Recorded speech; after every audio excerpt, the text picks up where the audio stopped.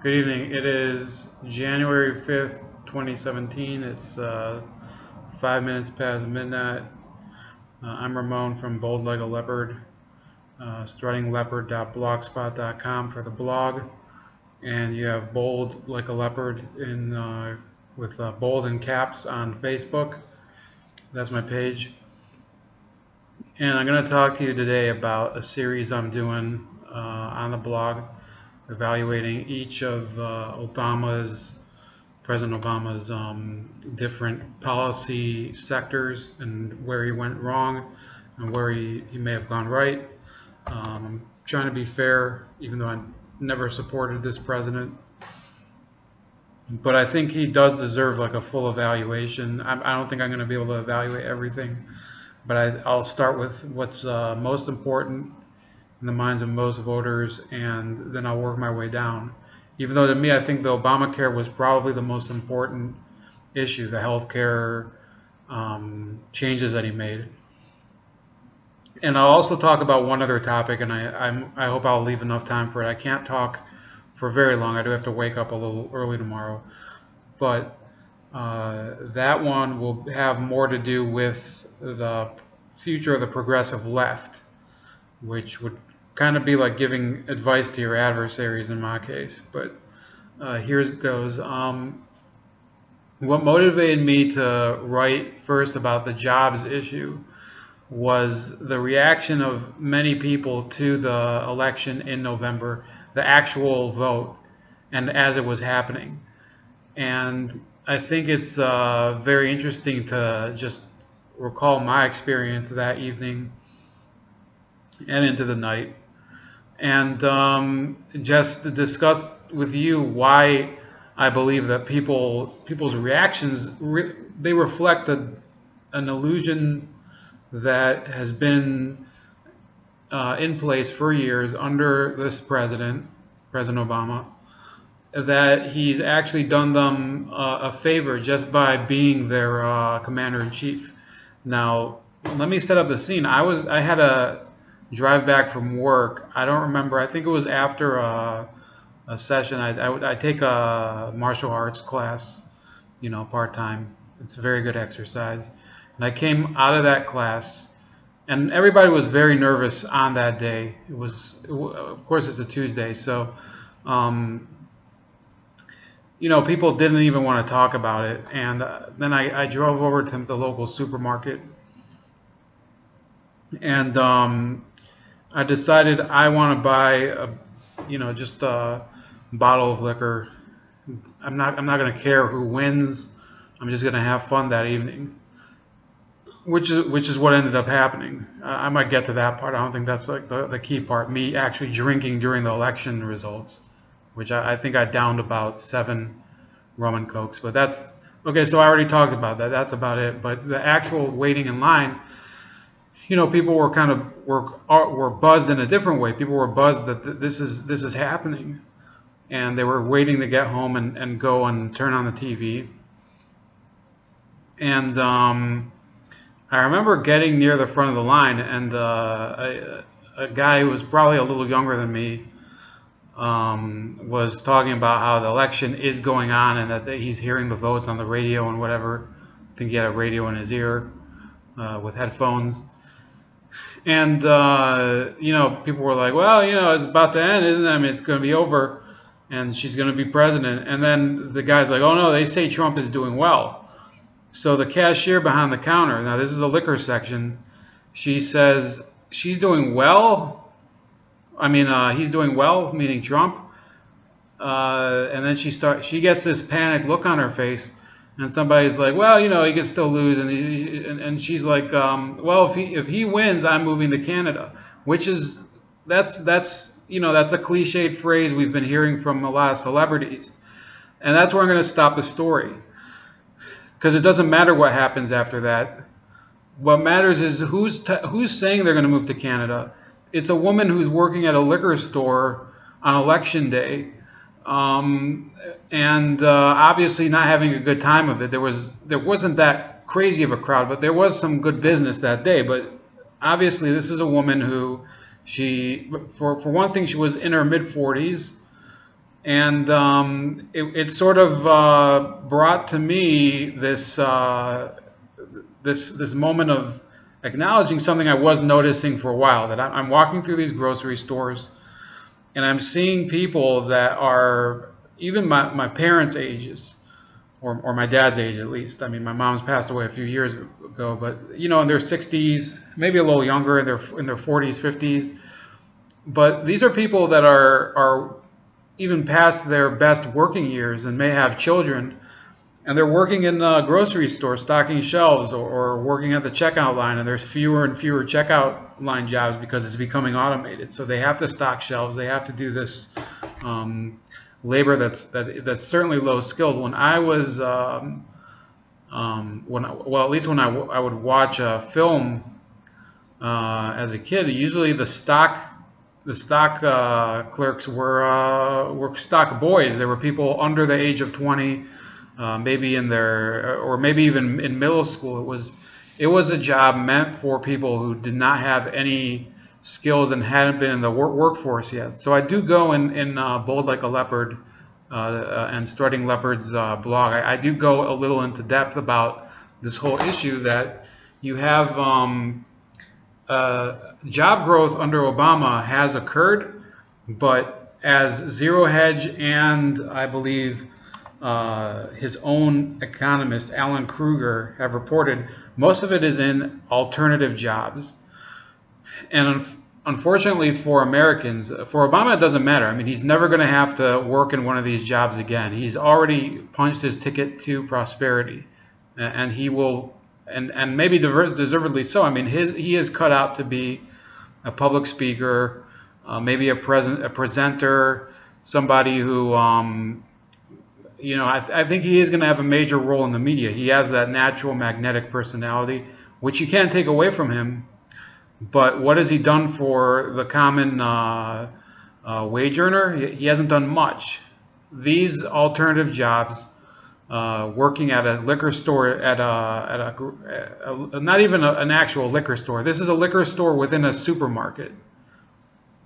So you're basically working for a corporation as a low-level peon. And this woman's talking about moving to Canada. You ain't moving nowhere. Because at the end of your shift, you're very likely you don't have the savings, you don't have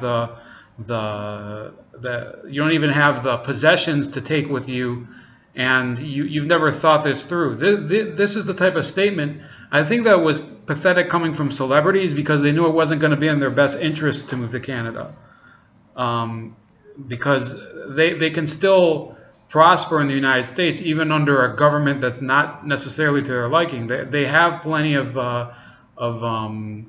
mechanisms to shield themselves from the issues that they think would threaten Americans even in their own politics. There's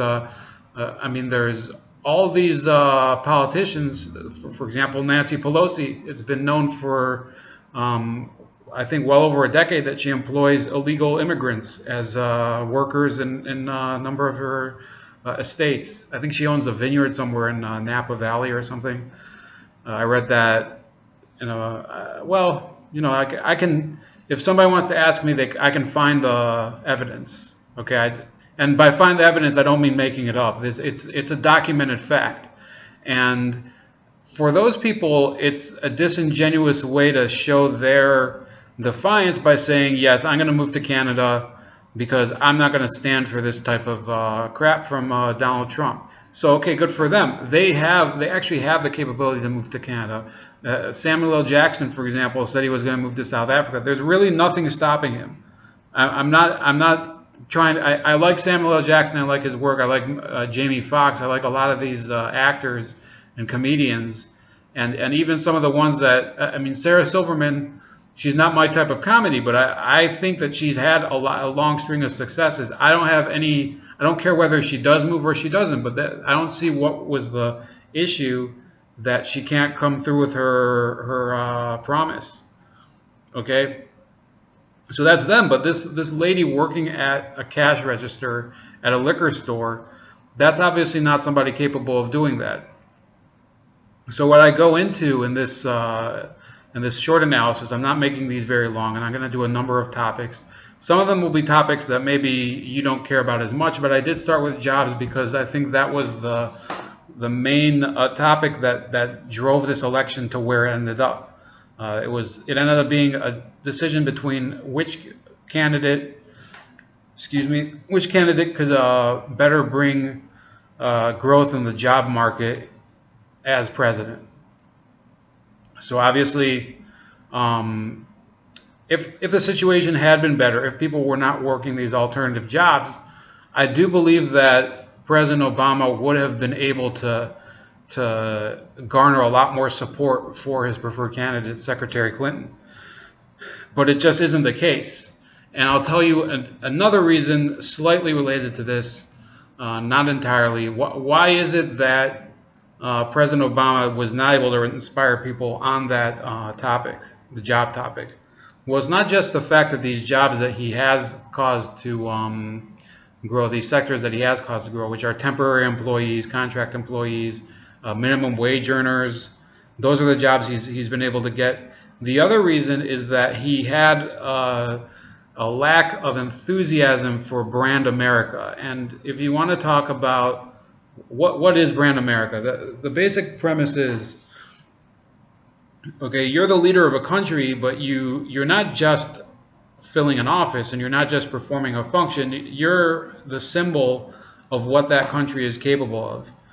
As the president of America, of the United States of America, whether you were Lyndon Johnson or Ronald Reagan or Bill Clinton, part of your job was to say to foreign firms and foreign investors, if you want to come here to the United States, we will give you a workforce that is capable, it is well trained, is motivated to produce the product or provide the services that you want to provide.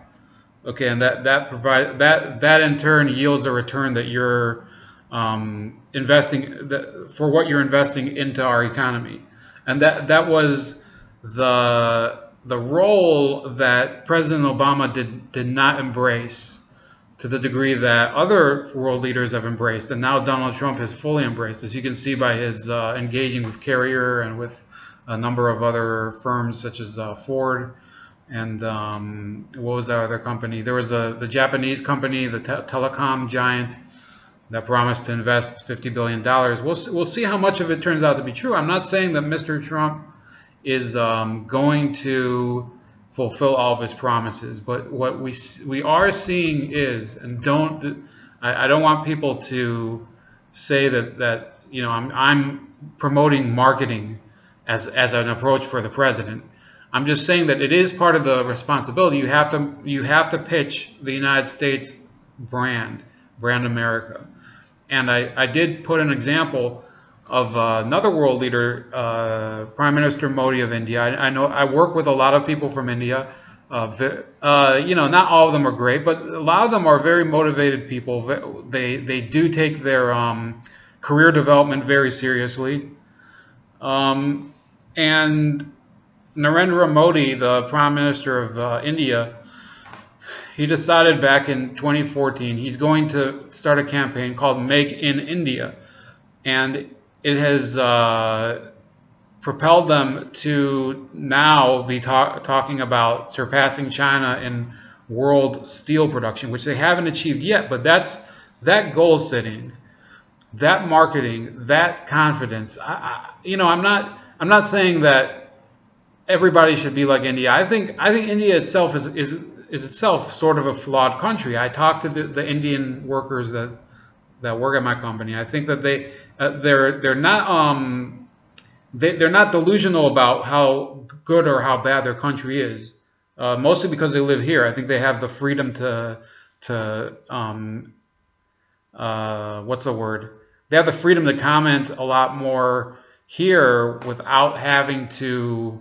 There's no restriction on comment there. It's just probably they have the benefit of being at a distance, so they can analyze it with a little more dispassionate lack of bias. Okay, I hope that didn't come out too garbled. But what I'm saying is that this Prime Minister of India, he has made that commitment to selling his country's potential to investors that are coming in there. And that's why there was that deal, I think it was at the tail end of December, where they were talking about manufacturing the F16 from now on entirely in India. Look, I don't fault India for trying. I think it's a bad idea on America's part. It just illustrates that India has gone to such it's taken such a risk and gone so far to attract that type of confidence from the world, from the United States. In fact, the United States defense establishment, the United States defense industries, that they succeeded in poaching a major product line from Lockheed Martin's American employees, which is bad for us, but that's their whole intention. It's at the end of the day, it's still a competition. It's a competition between American workers and Indian workers and Mexican workers and workers in other manufacturing companies like Germany. There's a real race there to decide which jobs are going to go where. And if you can't attract those, you have to create other ones. You might have to create them from startups, from scratch. And that takes even more effort. I mean, I don't think anybody can dispute that. So the last part, I'm going to dwell on it kind of briefly. If you want more information, please go and look up Mike Rowe. Rowe is R-O-W-E. And I just wanted to mention that one of the issues, and we're going to talk a lot more about that if I make an education post, is that the American worker of the future is not getting the career priorities that they need. So what does that mean? They're directing themselves to professions and maybe pursuits that have nothing to do with promoting the job economy that Obama needed to get, the job economy that he was promising.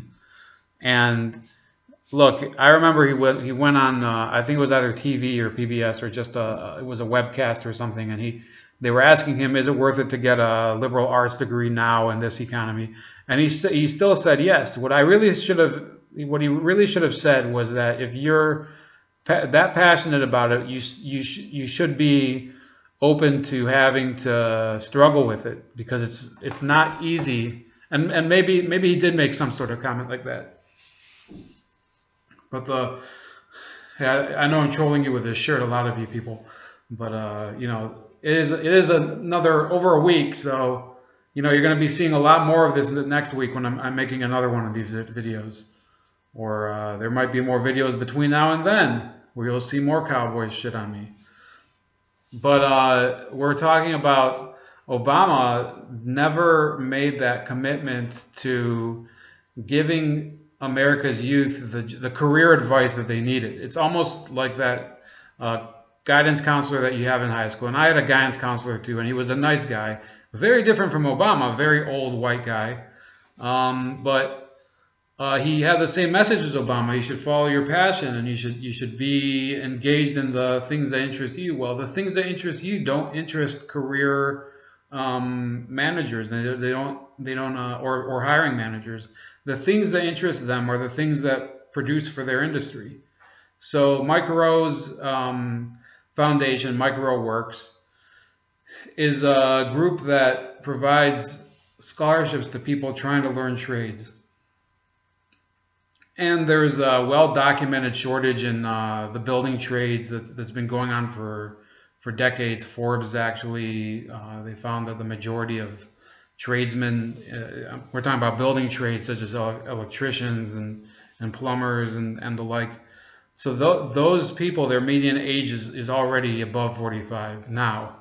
So it's not going to be getting better. There's no wave of millennials going to fixing toilets or laying pipe or joining pipe or welding. There just isn't. And I know a few people, just because my field happens to touch on that, and I happen to do a couple of those things, but not as a trade. I do them sort of as it's kind of an attribute of the rest of the job I do, but it's not the trade that I do. I happen to work in a field where it is a profession in higher demand. But you know, not everybody's capable of that. Not everybody wants to go through those years of math and science curriculum and commit to that type of investment in late evenings and projects and group discussions and cooperation. It's just not cut out for everybody. So I think the trades is an important issue, and you can probably go and explore that a little more if you're one of the younger people entering the workforce. And look, I mean, I don't really get anything out of this. I think that Mike Rowe, through his TV programs, is promoting the type of American that, I mean, it reminds me sort of my dad. He's a blue collar worker. I have a lot of blue collar attributes too, but in the end, I did get a couple of degrees.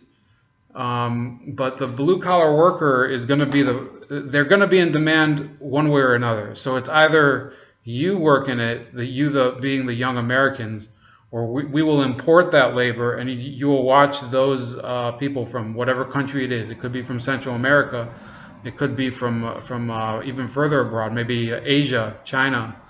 Those people are going to be making money that you could have been making.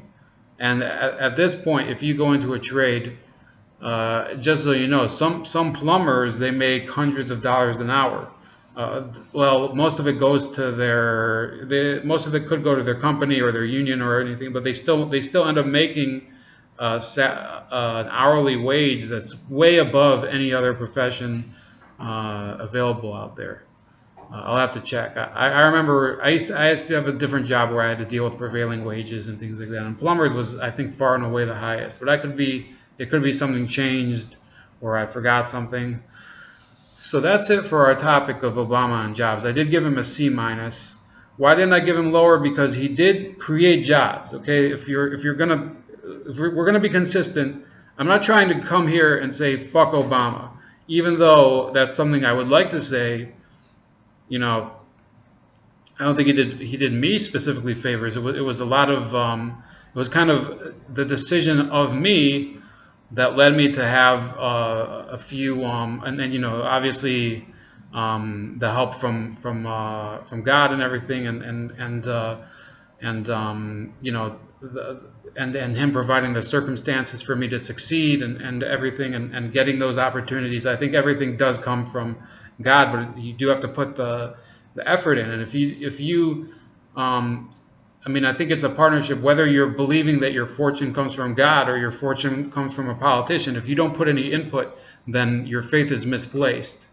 So let's say you're an atheist. You can't depend on this politician, Mr. Obama, to get you that career. If you've made the wrong career choice, I don't want you blaming President Obama or President Bush or Secretary Clinton or President Trump or anybody. If you can't get that career because of career decisions you made that are wrong, I'm not talking about special circumstances like a prison conviction. I mean, that's who's to say like why that happened.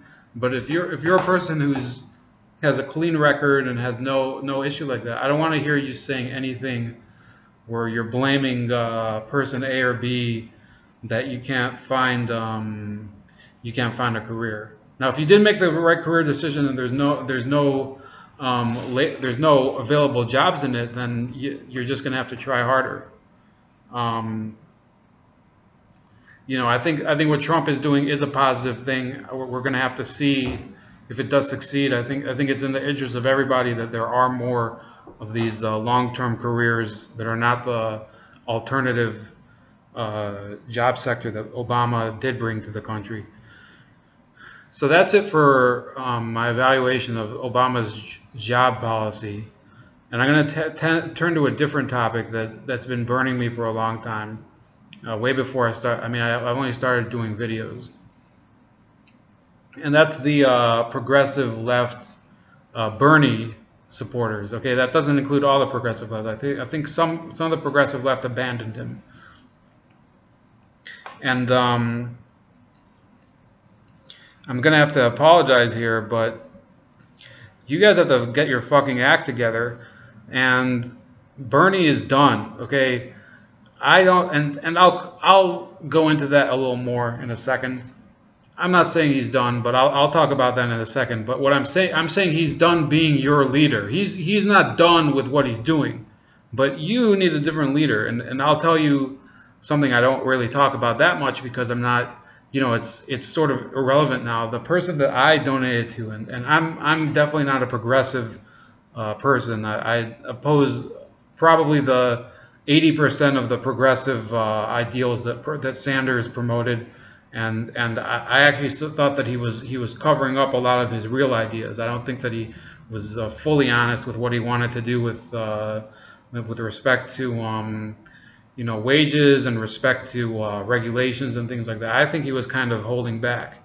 But the person that I donated the most money to during the campaign was a person named Tim Canova. And Mr. Canova was, and maybe I did mention that a couple days ago, but Canova was this law professor from I think it was the University of Northern Florida, and Canova was running against Debbie Wasserman Schultz for the congressional district where she serves in South Florida. And I supported Canova because this is a person that is going to bring a new voice to politics that is not corrupted by corporate interests, which I think is that's fine if you're a progressive. It's fine if you're a conservative. To have your own voice, I don't think that really depends on whether you're in a party or not, and especially it sort of sets you apart from the party. It gives you that little advantage. You're saying you're your own person. You're not wearing a donkey or an elephant. That was the advantage of a candidate like Canova. And Bernie sort of neglected Canova's campaign during the most important phase, and he never went and properly explained why he didn't just put in a better effort for him. And a lot of Bernie's supporters, well, there was a division. There were those that said, well, why didn't you help Canova? And then there were people who replied, well, he's busy writing a book. He's busy discussing issues with the Democratic Party that have to do with platform. And there were all these excuses that he was campaigning for other candidates at the same time, and or there were people that said that he did in fact help Canova in a different way, some sort of back channel thing, which that doesn't really help with the voters. And what happened was that there was one other excuse that he wasn't legally allowed to help, which I thought was complete bullshit, because he helped other candidates. So don't fucking tell me you can't help one congressional candidate in Florida, but there's other candidates in Nebraska where he was helping them, and in Colorado with some transgender woman trying to win in Mormon, Colorado. Yeah, you really put your priorities there, Bernie. I mean, there's no fucking way you can convince me that you couldn't help probably the best qualified person that supported you from winning office, a person even I supported, and believe me, that came as a surprise to me. I thought this guy was great, okay, even as a progressive leftist. So, and maybe that might not be good news for you progressive. You might be saying, yeah, it's Canova. Why does that bold like a leopard guy? I mean, if he likes him, there must be something wrong. I mean, that might be what you're saying, but no, I really did support him. I actually donated money, which I don't do very often. I've never donated to a campaign before, by the way. So, I'm tired of hearing this crap from the Bernie people, the burnouts as I call them. You fucking lost. It's over. Stop wearing this badge of honor that you supported Bernie. I supported Rand Paul. I supported Ron Paul, and I am proud of it, but I'm not going to go and wear it like some sort of military honor or a championship belt from wrestling that I supported Rand Paul, because at the end of the day, Rand Paul is an elected representative of the people of Kentucky. I don't live in Kentucky. his responsibility is, well, it is for the broader American people, but first and foremost, he's a senator from his state. He has to look after Kentucky's interests. He has to look after the interests of the people that do support him, which are libertarian conservatives. You know, he does represent to a certain extent the views that I hold, but you know, if he says something that I don't agree with, I can't let it go. I can't let it go.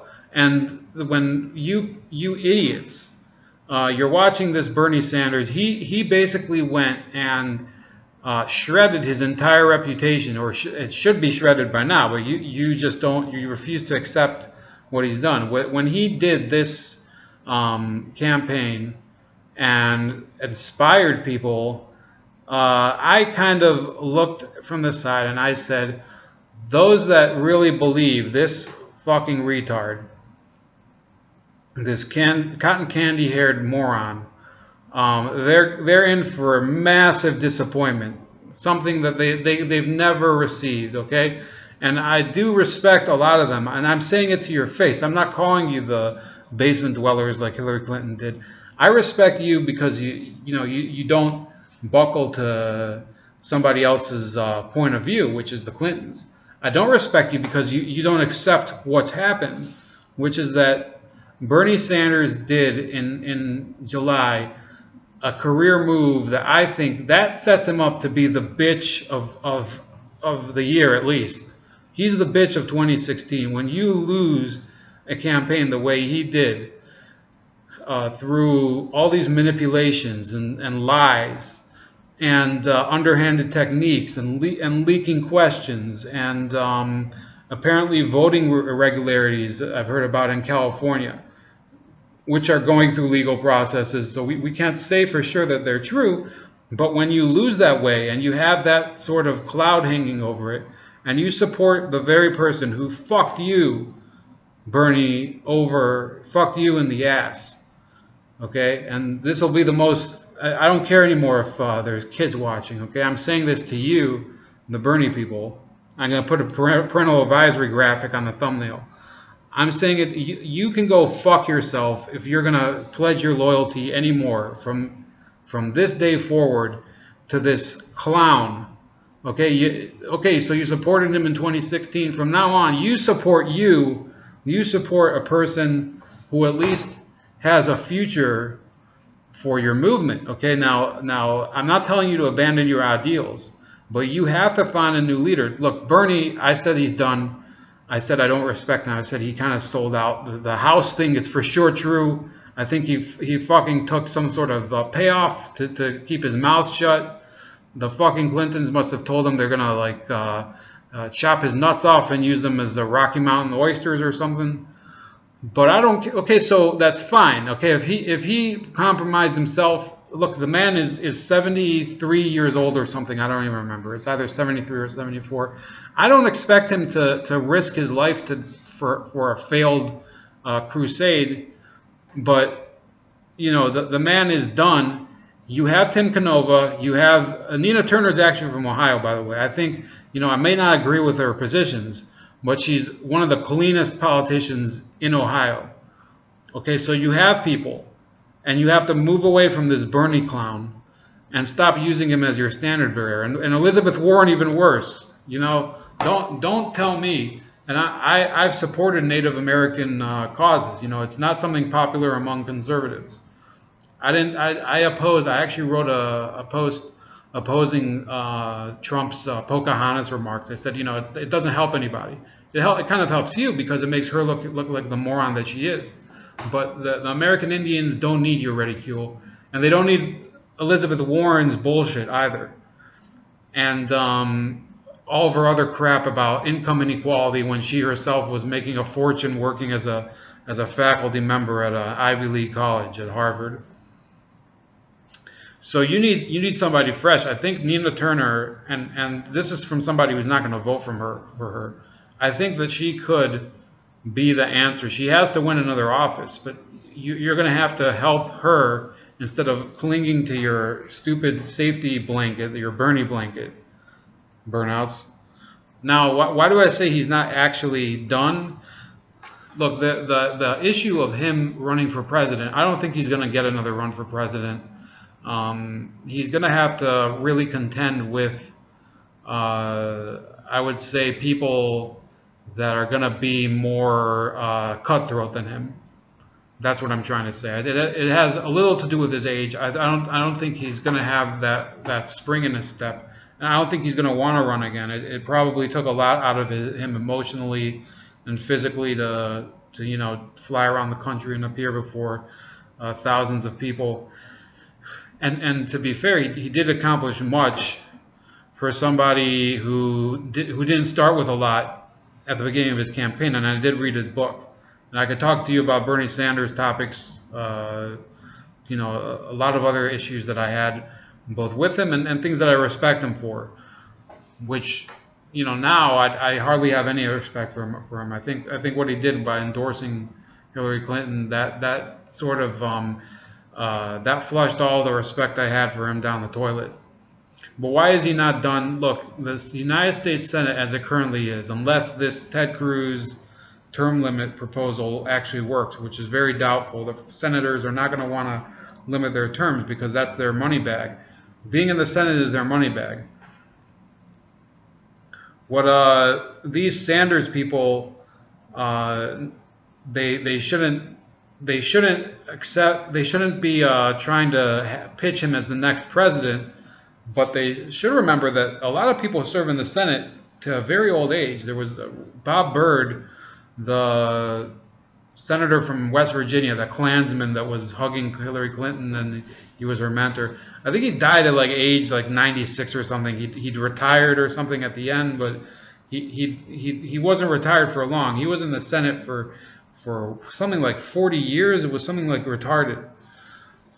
There was Strom Thurmond. Somehow the most racist members of the Senate are able to survive the longest.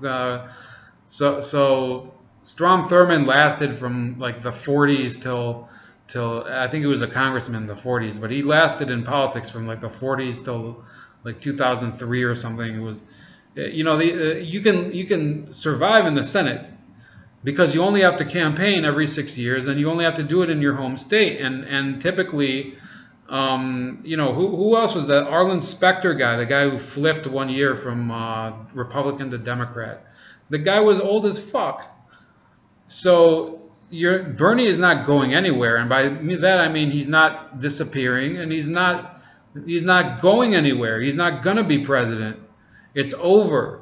Okay, Bernie Sanders had a brief moment where he could pitch his vision of America and get followers, but I do believe, and you should probably be realistic about it too, I do believe that Bernie Sanders was fully aware that what he was doing was not trying to become president. It was trying to promote the beliefs and positions that he has believed in his entire life, or has promoted his entire life. It was another promotion to get a new generation of people excited about it, and for that it was mission accomplished.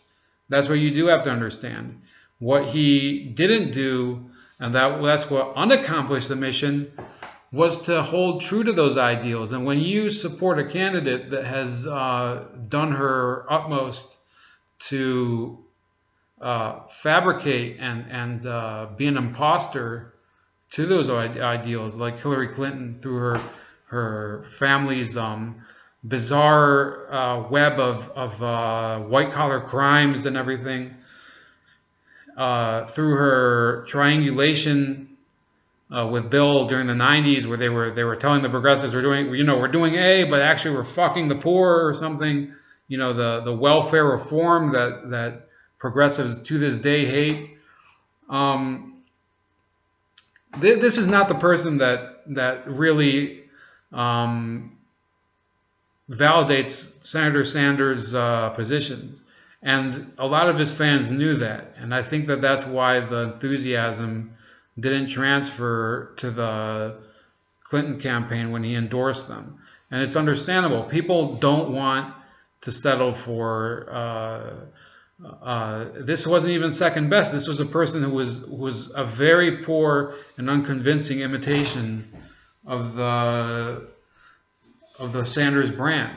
Okay, Secretary Clinton adopted some of the positions on his platform, but her actual actions had virtually the opposite tendency that Sanders did. Sorry, I said Jackson, like Jesse Jackson or something.